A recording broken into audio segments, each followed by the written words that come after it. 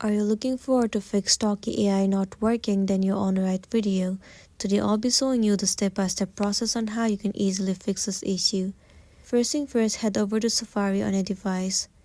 In the address bar, search for Talkie AI outage. Tons of different sites will be visible to you. Head over to the very first one.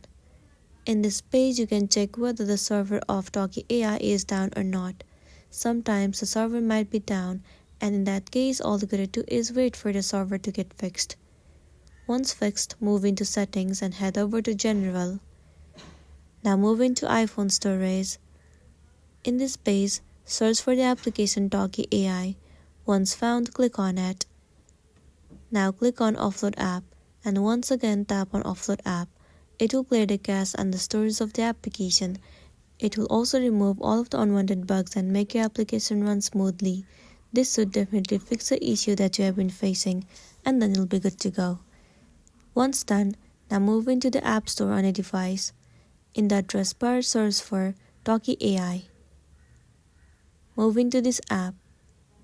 Instead of Open, if you find the option of Update, then click on Update and update the app to the latest version.